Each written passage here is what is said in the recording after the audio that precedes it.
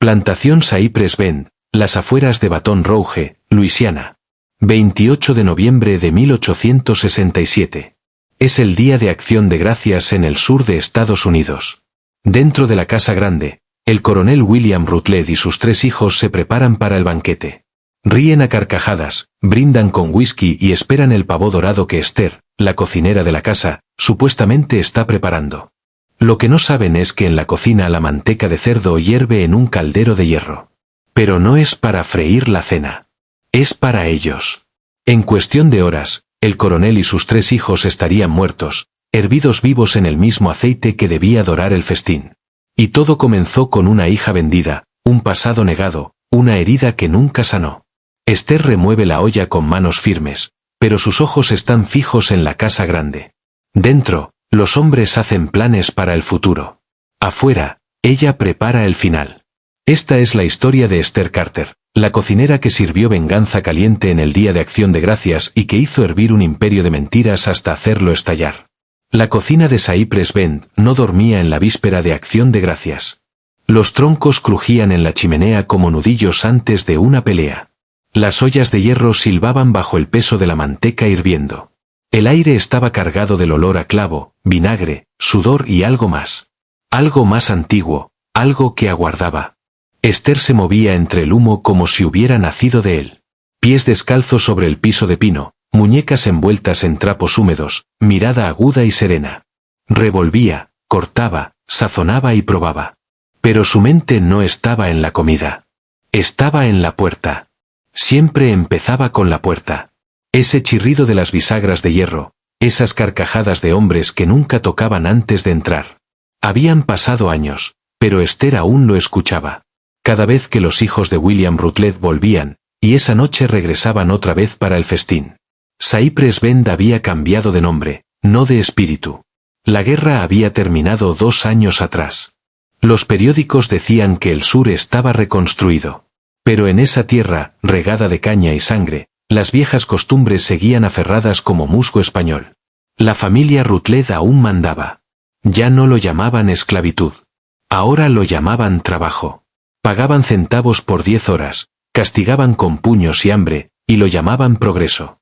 William Rutledge se sentaba en la Casa Grande bebiendo bourbon, luciendo un pin unionista en la solapa, la misma solapa manchada de látigos y gritos de mujeres. Y sus hijos, ahora con trajes, pero Esther recordaba sus rostros cuando eran niños, y recordaba lo que hacían cuando nadie miraba. El mayor, Nathaniel, arrastró una vez a una muchacha del campo por el cabello hacia la caña.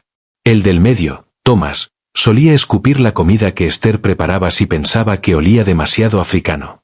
Y el menor, Silas, tenía una risa capaz de vaciarle el alma a cualquiera.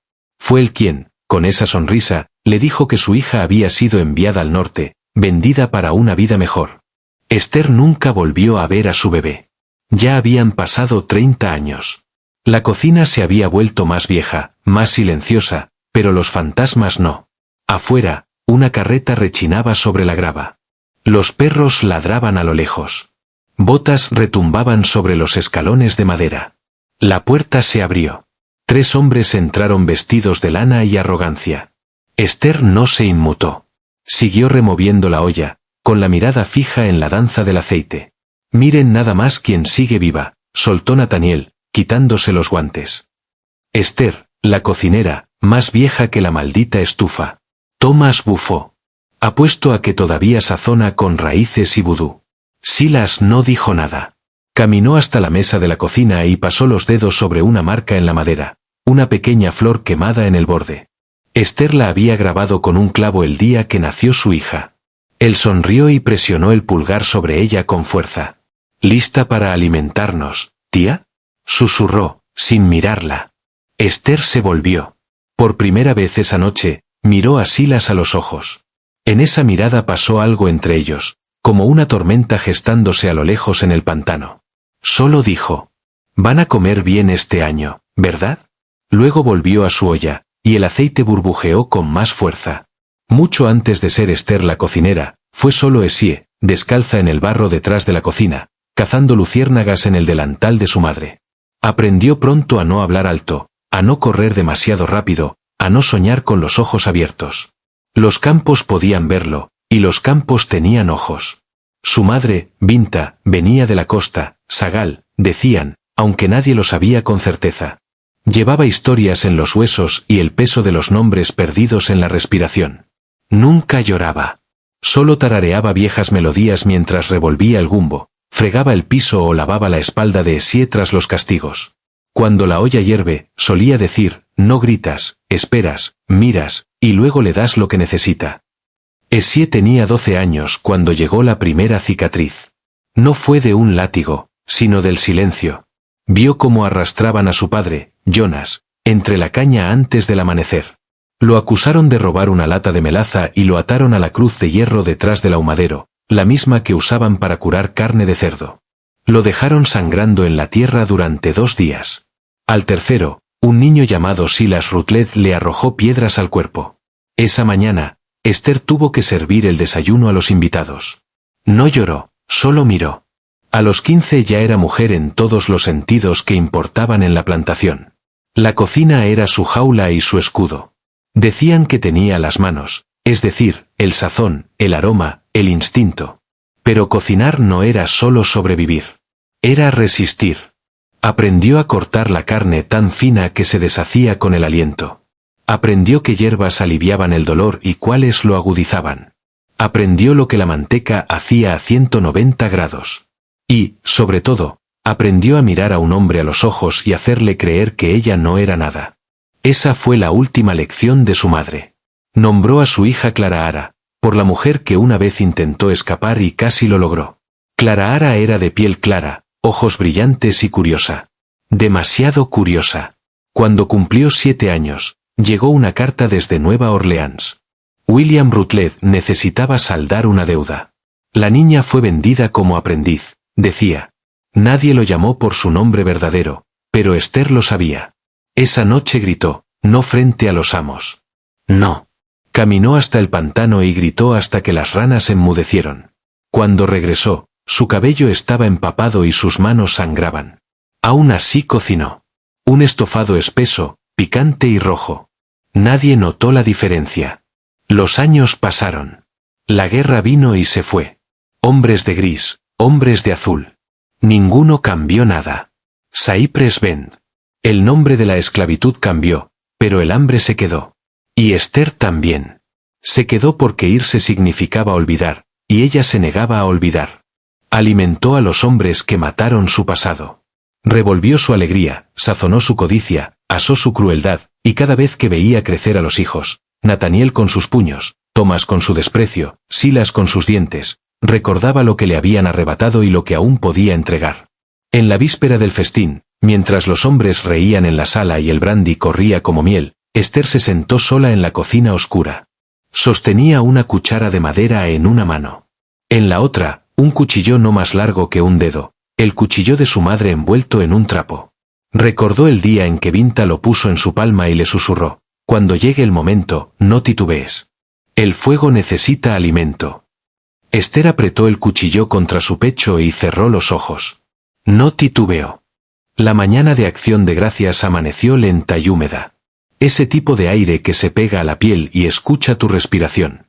Los cipreses se erguían como dolientes alrededor de la plantación, con raíces enredadas en secretos. El pantano humeaba como un caldero. Dentro de la casa grande, las botas lustradas resonaban sobre la madera.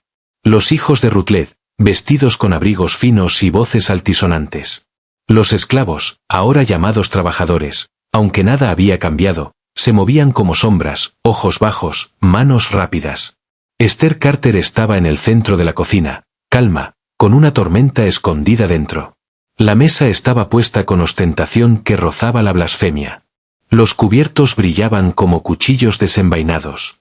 Pollos asados rellenos, camotes glaseados en melaza, pan de maíz apilado. Y en el centro, la pieza principal, un gran caldero de bronce lleno de manteca dorada para freír el pavo. Los hombres estaban borrachos antes del mediodía. Nathaniel, sudoroso y colorado, presumía de sus contratos ferroviarios en el norte. Thomas se jactaba de reeducar a los libertos en Mississippi, enseñándoles a comportarse como si aún tuvieran cadenas. Silas apenas hablaba, contento con observar. Sus ojos se deslizaban a menudo hacia Esther cuando ella se movía entre el comedor y la cocina. Ella lo sentía, esa mirada, la misma que le dio cuando le dijo que Clara ya no estaba.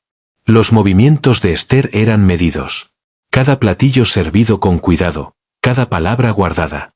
Servía vino con una mano y removía la manteca con la otra. Afuera, el sol subía. Dentro, el aire se espesaba. Cuando Thomas hizo una broma vulgar sobre que el pavó debía ser uno de los primos de Esther, los demás rieron, fuerte y largo. Ella no parpadeó.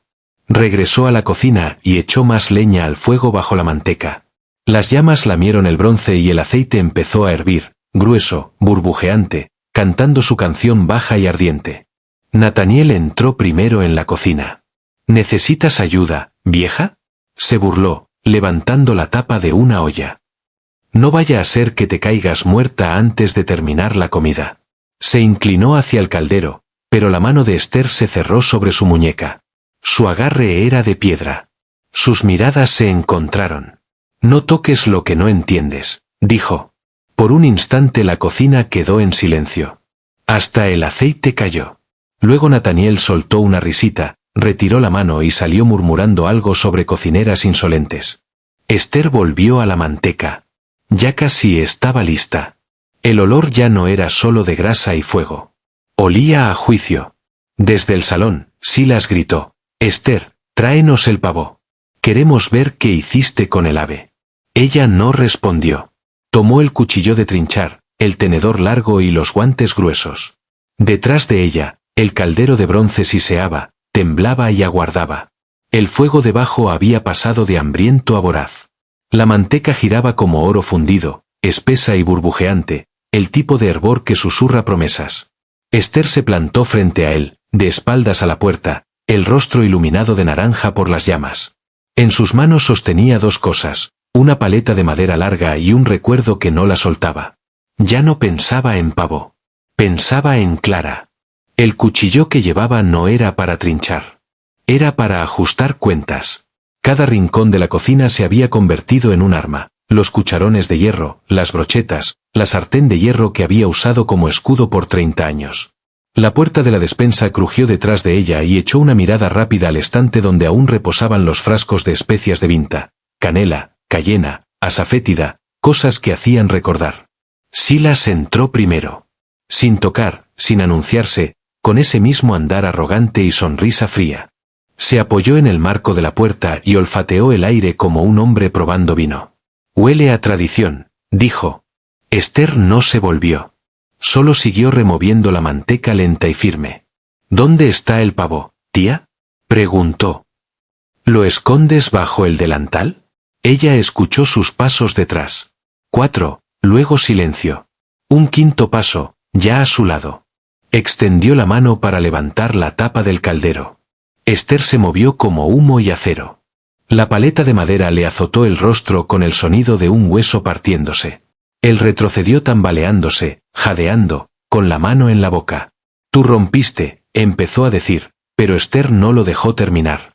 Agarró los guantes gruesos, sujetó la caldera por las asas de hierro, y en un solo movimiento, fuerte, preciso y final, la inclinó. La manteca hirviendo se volcó hacia adelante como un juicio. Alcanzó a Silas desde el pecho hacia abajo. Su grito desgarró la habitación. No cayó de inmediato. Tropezó hacia atrás, con las piernas llenándose de ampollas, los brazos agitados, la boca abierta en un alarido que se convirtió en vapor. Luego se desplomó, convulsionando, chisporroteando. Esther se quedó de pie sobre él, los ojos abiertos, el pecho agitado, aún con la caldera vacía en las manos. Uno menos. Arriba, Nathaniel y Thomas escucharon el ruido. Las sillas se arrastraron, las botas golpearon las tablas, los gritos resonaron en el pasillo. Se volvió loca. «Trae el rifle». Pero Esther no corrió. Pasó sobre el cuerpo que aún se sacudía, tomó el cuchillo de trinchar y fue hacia la despensa. La abrió con calma y sacó otra olla de manteca que había escondido horas antes, cubierta y lista por si acaso.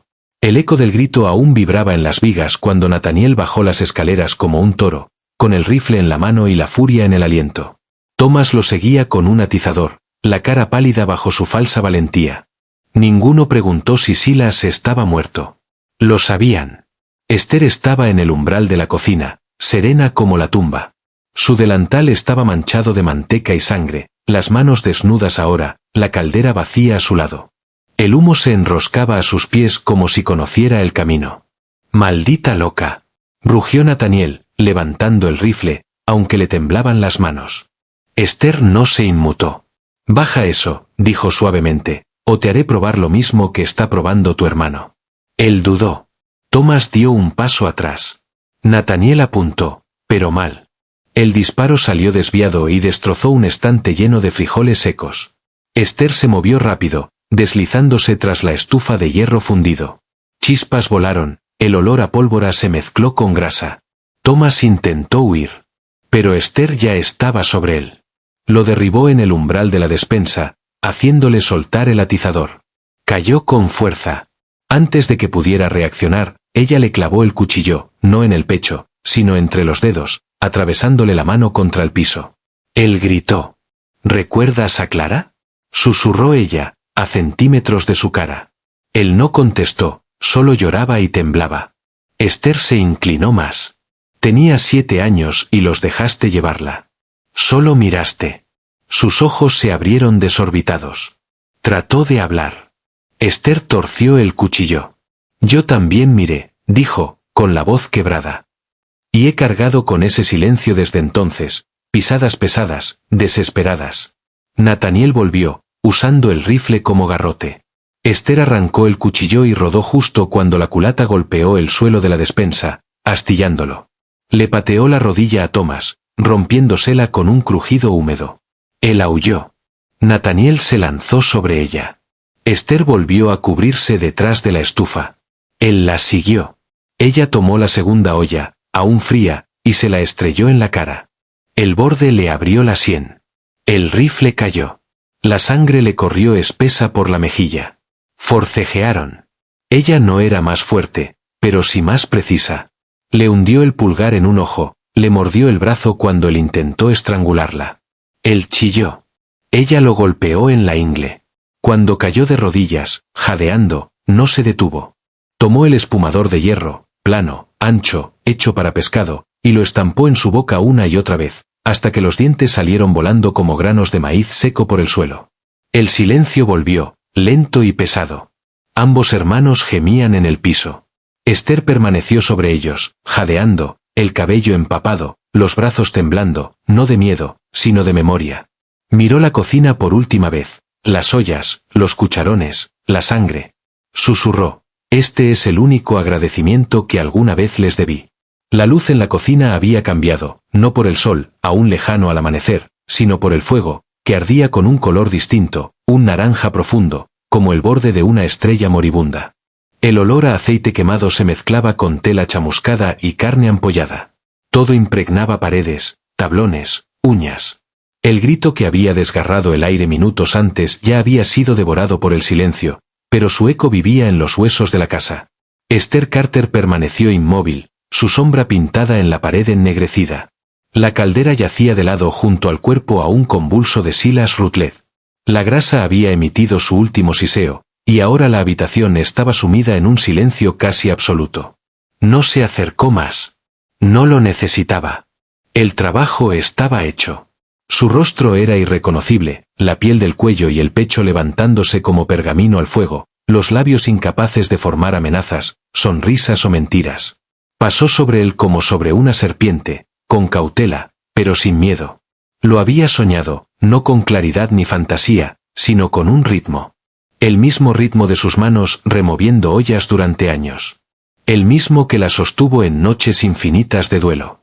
El mismo que su madre tarareaba mientras pelaba ñames y escondía moretones. Un ritmo más viejo que la rabia, un ritmo de retorno. Nathaniel reaccionó primero. Esther escuchó el disparo antes de verlo. La bala mordió la puerta de la despensa, a centímetros de su hombro. El estruendo sacudió la casa, hizo tintinear la cubertería y levantó a los cuervos de los campos. Se agachó instintivamente y sintió las astillas rozarle la mejilla. El segundo hijo venía armado. «¡Bruja maldita!», chilló, su voz quebrada. «¿Qué hiciste?». Ella no respondió. Ya había fijado la vista en lo que necesitaba: el espumador de hierro colgado en la pared, la segunda olla de manteca escondida tras los sacos de harina, el cuchillo de trinchar aún goteando cerca de la mano de Thomas. Se movió como humo, callada, precisa, dejando tras de sí solo calor. Nathaniel irrumpió en la cocina con el rifle en alto como un garrote. Su primer disparo fue un desperdicio de pánico. Sus botas resbalaron con el aceite. Tropezó. Ella se alzó en cuanto él giró la culata hacia sus costillas. Lo esquivó y le embistió el estómago con el hombro. Él gruñó, tambaleándose.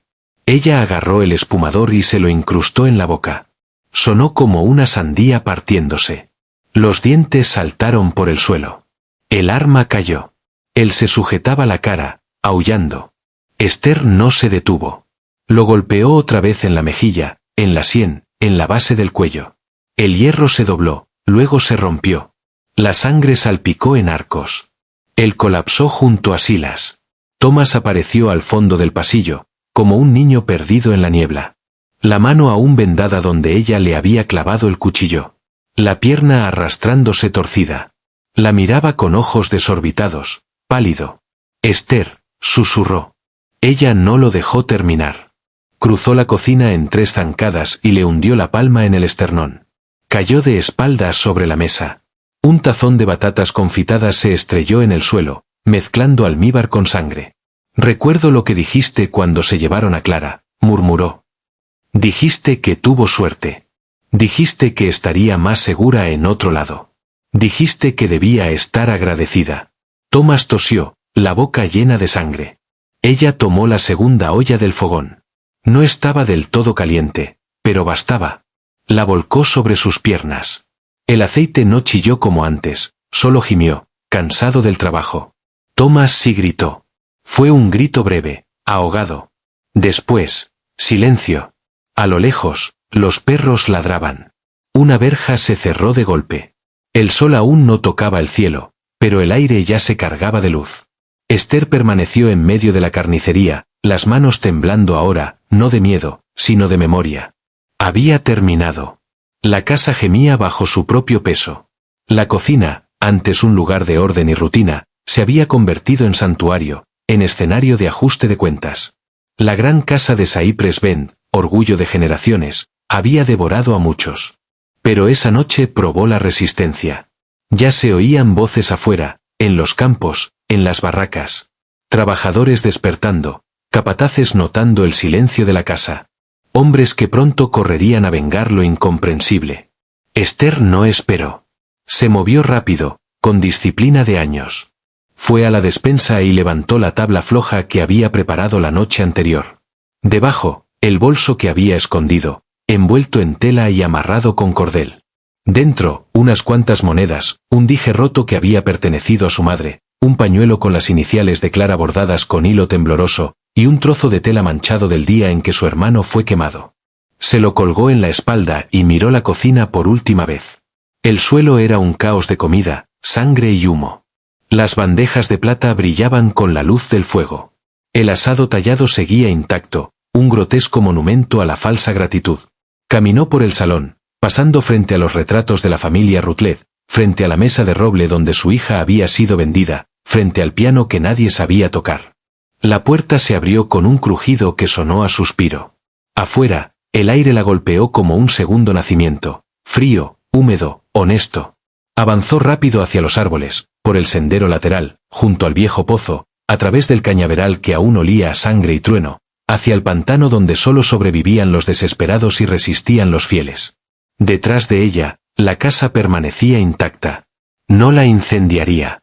Lo había pensado, pero no. El fuego no sería su legado. El silencio sería más ruidoso. El nombre Rutledge no terminaría en llamas. Se pudriría en la memoria de quienes encontraran lo que ella dejó. El primer grito había sido de ellos. La última palabra era suya. El pantano tenía su propio lenguaje, no humano. Hablaba en niebla y aliento, en el lento gemido de árboles que se movían en sus lechos antiguos. Susurraba en el chapoteo del agua contra raíces podridas de ciprés, en el roce de serpientes por la hierba húmeda, en el murmullo de aves que habían visto demasiado. Esther avanzaba como si perteneciera allí. Sus pies descalzos sabían dónde pisar. Sus ojos notaban los signos más pequeños, lodo en dirección errada, juncos apartados sin viento. Había estado en esos bosques muchas veces, no como fugitiva, sino como mujer doliente, mujer en busca de silencio, mujer que necesitaba recordar. Ahora no huía. Volvía. Cada paso llevaba el peso de nombres. Nombres de personas que nadie escribió. Hombres cuyas espaldas se volvieron mapas de dolor. Mujeres que parieron en los campos y enterraron en secreto a sus hijos. Niños que desaparecieron en carretas, rumbo al norte o a ninguna parte. Esther los susurraba al andar. Jonas, Clara, el viejo Moses, Benta, cada nombre era una ofrenda, un latido de tambor, un eslabón que se tensaba más con cada sílaba. Su voz no se elevaba más que un suspiro, pero en el silencio del pantano sonaba como trueno. Encontró refugio en un sitio donde ningún hombre blanco se atrevería a entrar. Un pedazo elevado de tierra, hundido entre dos robles bifurcados. Allí había existido una choza, tiempo atrás, colapsada bajo el musgo y los años. Pero los huesos permanecieron. Ella despejó el espacio con las manos, moviéndose despacio, con reverencia, como si perturbara una tumba. Tal vez así era. No encendió fuego. No necesitaba calor. El pantano estaba cargado de su propio calor, y no necesitaba luz para ver. Dentro de ella habitaba la memoria de 3 rostros, ahora retorcidos, rotos, desfigurados por el aceite y el hierro, y la verdad que ellos jamás pensaron que los alcanzaría. Eso bastaba como luz. Se sentó con las rodillas pegadas al pecho, su bolsa a un lado, los dedos jugando con el hilo del paño que envolvía el viejo pañuelo de su hija. Sus ojos estaban abiertos, pero no miraban los árboles. Veían la cocina. Veían el rostro de Silus, cómo cambió en el momento en que comprendió que ella no tenía miedo. Como su sonrisa se deshizo antes de que el aceite lo tocara. Recordaba la forma en que su boca se torció. El ruido que hizo, no como un hombre, sino como algo acorralado, expuesto, deshecho. Había esperado tanto por ese momento, y aún así no trajo paz. No todavía. A la mañana siguiente llegaron los perros. Los escuchó mucho antes de verlos, ladridos, jadeos, gruñidos. Sus guardianes no iban lejos. Hombres gritando órdenes, rompiendo la maleza, el tintinear de grilletes listos en sus cinturones. No la cazaban solo a ella. Cazaban la historia. Necesitaban borrarla antes de que se propagara. Necesitaban llamarla loca, peligrosa, malvada, porque no podían permitirse la verdad. La verdad era lo que los aterraba. Ella era una mujer sin arma más que el fuego y la memoria. Y había ganado. Eso no podía permitirse. Esther no corrió. Dobló con cuidado el pañuelo, lo guardó en la alforja y se puso de pie. Sus huesos dolían. Sus pies estaban hinchados. Pero su espíritu era otra cosa ahora. No solo una madre, no solo una cocinera. Era la historia caminando. Salió del claro antes de que los perros lo alcanzaran. Se adentró en aguas hasta la cintura, donde las serpientes miraban pero no atacaban. Las raíces de los cipreses se extendían como manos, guiando su camino, y los nombres seguían llegando. Los susurraba, cada uno una oración, cada uno una cuchilla. Aisae, Rutie, Matilda, Esther, dijo al final, saboreando su propio nombre. No como un título, no como una herramienta, sino como un veredicto. Cuando emergió del pantano 2 noches después, lo hizo bajo el velo de musgo español y luz de luna. Una pequeña cabaña se alzaba al borde del bosque, inclinada, silenciosa, una vela titilando en la ventana. No era seguro. Ningún lugar lo era, pero era conocido. Dentro vivía Madre Dina, una vieja curandera que había enterrado a 3 maridos y sobrevivido a una docena de amos. Nadie preguntaba su edad. Nadie cuestionaba su sabiduría. Algunos decían que una vez había embrujado a un hombre blanco hasta que perdió la lengua. Otros decían que simplemente esperaba a que la gente se envenenara con su propia crueldad. Esther golpeó una vez. La puerta se abrió sin palabras. Dina la miró de arriba abajo, pies descalzos manchados de aceite, ojos llenos de fantasmas, y se hizo a un lado. Al fin lo hiciste, dijo, no como una pregunta, sino como una profecía cumplida. Esther asintió. Lo hice. Dina cerró la puerta tras ella. Dentro, el aire olía a azufre y menta. Hierbas colgaban de las vigas. Una olla hervía en la estufa, no de manteca, sino de algo más dulce. Esther se sentó en un banquito bajo. Sus miembros se sentían como madera, pero su pecho nunca había respirado más profundo. «Vendrán a buscarte», dijo Dina. «Ya lo hacen, ¿estás lista para seguir caminando?» Esther alzó la vista, los ojos brillantes, pero secos. «Todavía me quedan nombres por cargar». Dina le tendió un pedazo de tela, viejo, deshilachado, ennegrecido por los años y el humo. En él estaban bordados decenas de nombres con hilo rojo, algunos torcidos, otros apenas legibles. «Agrega el tuyo», dijo. «No hay vergüenza en la sangre si la mano que la derramó sostuvo la verdad». Esther tomó la aguja, la enhebró lentamente y grabó su nombre en rojo, un nombre más en la lista. Encontraron los cuerpos 3 días después. Silus, ampollado e hinchado, yacía aún encogido junto al caldero de bronce, la boca abierta como si rezara o maldijera a medias. Nathaniel había sangrado en las grietas del piso, la mandíbula destrozada, el rostro irreconocible. Thomas resistió un poco más, pero cuando el doctor llegó desde Baton Rouge, simplemente lo miró, susurró Esther una vez, y cayó en un silencio del que nunca regresó. La plantación se congeló, la risa se apagó. Los caballos rehusaron los riendas. El viento ya no pasaba cantando por la caña. Algo se había quebrado en Cypress Bend. No un crimen, no un escándalo, una maldición. Mandaron llamar al coronel William Rutledge el mismo día que el doctor se fue. Llegó al anochecer, con barba gris, rígido, oliendo a caballo y tabaco. Su abrigo era negro. Sus guantes, blancos. Miró su casa como si fuera una extraña, como si el porche debiera inclinarse en disculpa. Nadie lo recibió. Los sirvientes se habían perdido en el bosque. Los capataces no se acercaban a la cocina. Entró solo, y la casa lo tragó. El coronel no lloró. Se quedó de pie al borde del salón donde Silus solía jugar a las cartas y beber bourbon que no había ganado. Caminó por el pasillo donde Thomas había grabado sus iniciales en las tablas con un cuchillo robado. Entró en el dormitorio donde Nathaniel había golpeado a un hombre hasta que su espalda parecía piedra de río. No lloró. En cambio, se sentó en la cocina. Esa cocina. Encendió un cigarro y se quedó mirando el caldero ennegrecido. Aún olía débilmente a manteca y a algo más profundo. El suelo bajo él estaba chamuscado. La piedra, agrietada. El delantal de Esther yacía cerca, doblado con cuidado, como si se hubiera rendido. Dio una larga calada y exhaló hacia las vigas. Era solo una cocinera, murmuró. Solo una maldita cocinera. Pero las palabras no sonaron bien. Rebotaron extrañas, con peso, con juicio, porque él sabía que ella no solo había hervido a sus hijos. Había hervido la mentira. La mentira de la civilidad, del control, de la propiedad. La mentira que decía que la cocina era su dominio, que la lealtad podía comprarse con sobras, que el silencio significaba consentimiento. Esther había tomado todo lo que él construyó y lo dejó escaldado en una olla de bronce. A medianoche, el coronel ya había vaciado una botella entera de whisky. No durmió. Caminó de un lado a otro. Gritó a las paredes. Chilló su nombre en el salón. Esther, como si pudiera regresar y deshacerlo todo, pero la casa permaneció inmóvil. A eso de las 3 de la mañana, hizo algo que nadie esperaba. Entró a la cocina descalzo, sin camisa, con los ojos desorbitados.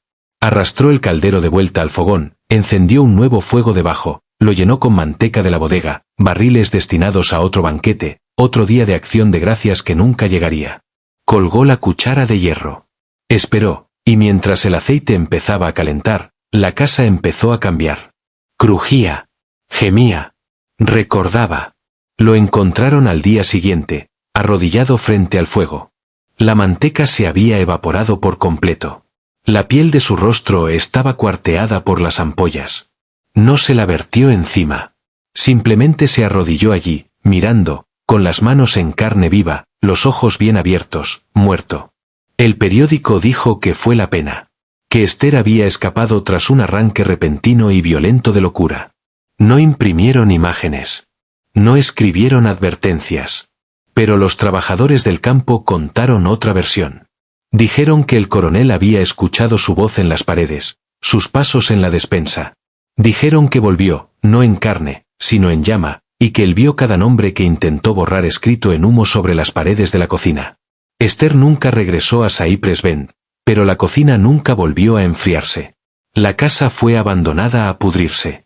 Y dicen que cada noviembre, cuando la luna está llena y los árboles inmóviles, se oye el chisporroteo del aceite y alguien susurrando desde el fuego, solo una cocinera, Intentaron reclamar Cypress Bend. Algún hombre blanco de St. Francisville llegó con el sombrero ladeado como si fuera dueño del sol, diciendo que limpiaría el desastre y restauraría el orden. Decía que la casa era demasiado fina para dejarla atrás, que la caña volvería a crecer si alguien con la espalda fuerte y un látigo más fuerte tomaba las riendas. Pero cuando entró en la cocina, vomitó. Dijo que era el olor. La manteca rancia, el moho espeso en las paredes, ratas anidando en las vigas. Pero otros sabían la verdad. El olor no era podredumbre. Era memoria.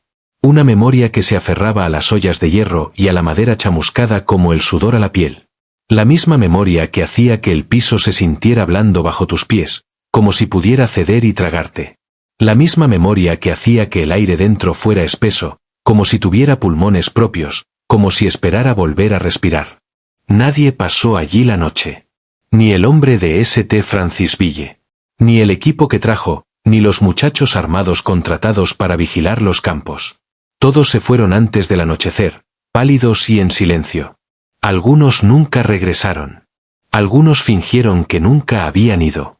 La casa está maldita, susurraban, pero nadie pronunciaba su nombre, no en voz alta, porque sabían que Esther Carter no era un fantasma. Era un ajuste de cuentas.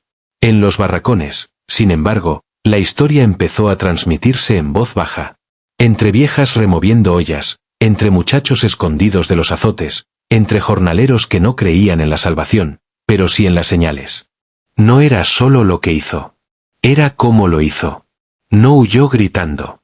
No envenenó la comida ni se escapó en la noche. Esperó. Observó. Y luego los cocinó. Esa era la parte que más golpeaba. El fuego no era furia. Era ritual. Les sirvió lo que ellos habían servido a su mundo por generaciones: dolor, silencio, calor y justicia, un respiro hirviente a la vez. Pasaron los años. La guerra era una cicatriz que ya nadie miraba. La tierra estaba cansada, la caña más delgada cada temporada. Cypress Bend nunca se recuperó. Ni de las muertes, ni de la maldición. Intentaron arrendarla, venderla, cambiarle el nombre. Nada funcionó. Cada vez que alguien intentaba cultivar la tierra, ocurrían accidentes. Hombres se ahogaban en zanjas secas. Boyeros caían muertos en los arneses. Mujeres perdían a sus hijos en el vientre bajo la sombra del viejo ahumadero. Enterraron el nombre Rutledge bajo capas de silencio, pero las raíces seguían allí, enredadas y rojas. Y en algún lugar más allá del borde de esa plantación maldita, más allá de los sauces asfixiantes y los senderos, solo los ancianos recordaban que Esther vivía. O eso decían. Nadie podía probarlo. Nadie se atrevía a buscarla. Pero a veces, en lo profundo del pantano, cazadores aseguraban ver a una mujer caminando sola sobre aguas quietas, el cabello envuelto en un paño, la piel marcada por el fuego. Pero orgullosa, sosteniendo una cuchara de madera como un cetro. Se desvanecía entre la niebla antes de que pudieran llamarla, y si eran sabios, no la llamaban en absoluto. Una noche, décadas después, una niña en Opelousas le preguntó a su abuela si la historia de Esther la cocinera era real. La anciana se inclinó hacia ella, con los ojos vidriosos por el peso de demasiados funerales. Era real, dijo. Tan real como tus propias manos, tan real como el fuego, tan real como cada mentira que nos contaron en esa casa. ¿Murió?, preguntó la niña. La abuela sonrió. No exactamente. ¿En qué se convirtió entonces? En un nombre que no pueden enterrar. En una verdad que no pueden tragar. Algunos decían que Esther había ido más al sur, cruzado el Sabine, cambiado de nombre y vivido entre criollos que no hacían preguntas, cocinando para familias que nunca conocieron el fuego en sus manos. Otros decían que se unió a una aldea cimarrona en lo profundo del pantano, donde ningún hombre blanco se atrevía a entrar, y que allí se convirtió en una especie de reina. Silenciosa, vigilante, mortal con una olla. Y algunos juraban que nunca dejó los bosques, que se convirtió en algo distinto. No espíritu, no demonio, sino advertencia.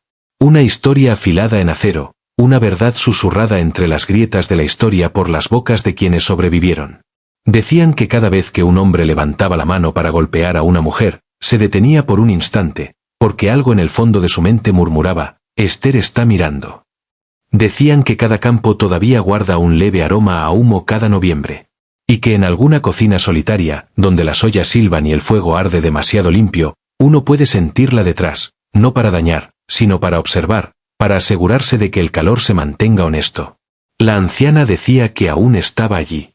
No en carne quizá, sino en algo más profundo. En la manera en que el fuego se comporta cuando lame demasiado cerca de la injusticia. En el sonido de la manteca al hervir cuando entra el hombre equivocado. En el silencio pesado que cae cuando alguien dice una mentira demasiado cerca de la historia. Se había convertido en un ritmo, en un calor, en un relato que ninguna bala podía matar, que ninguna ley podía encerrar, que ningún predicador podía lavar. Y aunque su nombre nunca fue escrito en libros de cuentas ni grabado en piedra, estaba tallado en el aire de cada lugar donde alguien se atrevía a decir, basta.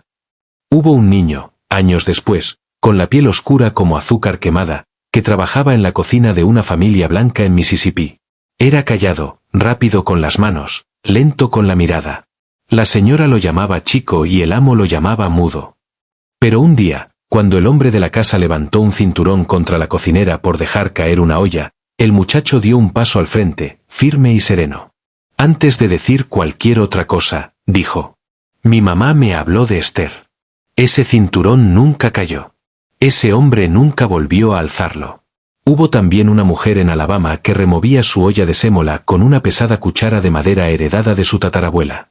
El mango estaba agrietado, la veta pulida por décadas de uso. Y cada vez que la giraba, susurraba algo. No era una oración ni una maldición, solo un nombre, Esther.